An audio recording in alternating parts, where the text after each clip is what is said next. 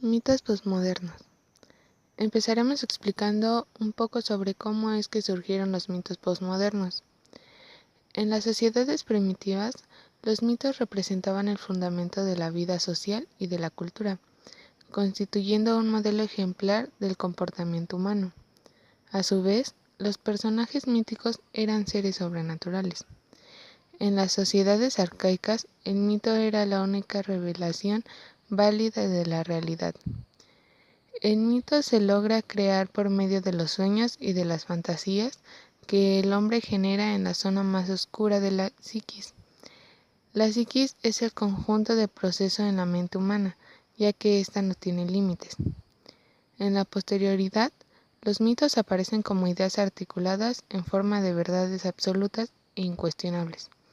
En esta era posmoderna, se están extinguiendo los mitos, ya que el hombre los relaciona y los reinventa lejos de la tradición, olvidando su esencia, ya que estos se caracterizan por el oficio que realizan. Ahora veremos 3 ejemplos sobre estos mitos posmodernos. Libertad. La libertad se vuelve mito porque en ella se dice que no hay una cierta privacidad y podemos hacer muchas cosas, pero existen leyes que prohíben realizar cosas inmorales. Nosotros vivimos vigilados hasta por redes sociales y hacemos las cosas bajo un cierto control. 2. Globalización. La globalización es el resultado del capitalismo y es la expansión del flujo comercial mundial siendo un fenómeno de deficiencia. Este se convierte en mito porque ofrece un bienestar social cubriendo algunas de nuestras necesidades del hombre y compartir intereses mundiales, pero solo genera riquezas a países desarrollados y genera pobreza a países subdesarrollados. Crecimiento económico. El crecimiento económico es parte del resultado capitalista, ya que éste mueve la economía. Se vuelve mito porque no es la definición que siempre dan, ya que éste no genera felicidad y ni desaparece el desempleo, solamente genera el agotamiento de recursos.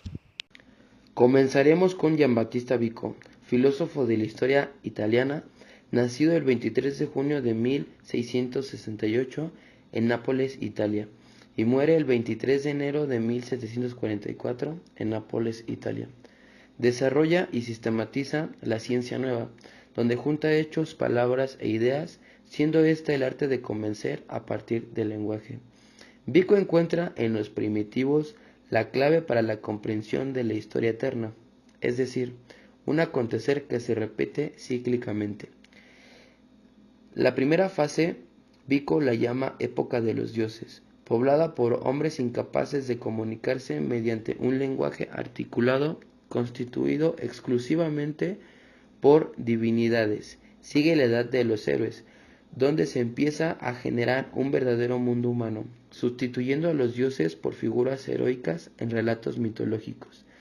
En la tercera fase y última, es una edad racionalista y reflexiva, donde el mito ha desaparecido y ha sido sustituido por la ciencia y la filosofía. Para Vico, los primeros pueblos se diferenciaban de los modernos por su manera de pensar y de expresarse, ya que era muy diferente de la nuestra actualmente, basada sobre todo en el uso de la racionalidad. Esta manera imaginativa y fantasiosa era mucho más directa e inmediata. Por eso Vico define esta sabiduría poética como tosca. Esto no quiere decir que se trate de una sabiduría sin ningún fundamento fantasioso o sin valor. Al contrario, este tipo de sabiduría primitiva era la potencial que llevaría al desarrollo de la cultura siguiente, más racional y sofisticada. Siguiendo este hilo argumental, resulta que en la base de nuestra cultura, del desarrollo de las civilizaciones y, por lo tanto, el pensamiento en general, se encuentran las necesidades humanas más concretas, las pasiones más vivas y las facultades extrarracionales más creativas. Vico descubre que en el origen de las civilizaciones y del conocimiento existe poesía creadora. En esta poesía originaria, Vico incluye todos los mitos antiguos que, lejos de ser meras invenciones o supersticiones, define como fábulas verdaderas y verdades civiles, o sea, explicaciones de acontecimientos que al ser las primeras interpretaciones del propio pasado constituyen las primeras historias de los primeros pueblos, es decir, los cimientos sobre los cuales se forma su memoria. Ahora continuaremos con Ernest Cassirer. Nació en Breslavia el 28 de julio de 1874 y falleció el 13 de abril de 1945 en Nueva York. Es un filósofo poco conocido en el ambiente del lenguaje español. Formado en la epistemología kantiana, era especialista en historia del pensamiento, sobre todo en el periodo de la Ilustración, y puede considerarse el iniciador de una filosofía de la cultura de corte antropológico. Con otras palabras, de una antropología en la que se otorga una gran importancia al estudio de la cultura en cuanto a dimensión especialmente constituida de la naturaleza humana. Dado que la filosofía de la cultura de Cassirer constituye su aportación más original al pensamiento filosófico del siglo XX, para Cassirer el mito es la primera expresión de la actividad cultural del hombre. Antes de que pueda elaborar un concepto o una palabra, forma las imágenes míticas o metafóricas. El lenguaje y el mito están íntimamente relacionados y en las primeras etapas de la cultura humana, su cooperación tan patente que resulta casi imposible separar uno del otro, de manera que siempre que encontramos a un ser humano lo hallamos en posesión de la facultad del lenguaje y bajo influencia la función mitopoética hasta el punto de que la palabra mágica es usada profusamente por el primitivo, en quien la naturaleza y la sociedad forman un único todo en el que se halla inmerso. Ernest dice que desde la remota antigüedad el mito del griego mitos, que significa fábula, leyenda, ha permitido al hombre explicar una realidad que se le presenta de manera irracional, razón por la cual el mito, en su fase primogenia, se refiere a la concepción del universo, a la creación no sólo del mundo y de las criaturas humanas, sino también de la vegetación y de las plantas. Cassirer señala que el mito es una objetividad de la experiencia social del hombre. Cada una de estas experiencias conlleva a la elaboración del presente artículo, el cual pretende explicar la inflación del pensamiento mítico en el argumento de una realidad viva. En efecto, no se puede creer que los mitos sean producto de una invención caprichosa de la imaginación, sino que en su mayoría fueron inspirados por el profundo sentimiento de temor y respeto del hombre primitivo ante los fenómenos de la naturaleza. Por ejemplo, Zeus, dios del trueno, Afrodita, diosa de la belleza, entre otros. En su obra, El mito del Estado, desde un estudio filológico sobre el mito, concluyó que hay una edad mitopoética o creadora de mitos en los pueblos, fundamental para reconstruir su espíritu primitivo, aunque se haya dicho que los mitos son la expresión de un pasado que nunca tuvo presente, y que son confusiones del lenguaje, es conseguir en ellos rastros de la psicología y de la historia del pueblo creador. Dice que el lenguaje es lógico y racional, pero la misma racionalidad del lenguaje ha consuido a las irracionalidades e incomprensibilidades del mito. También señala que de la falacia y de la ambigüedad de la palabra nace el mito, quien parece desafiar todas las reglas lógicas, pues es incoherente, caprichoso e irracional.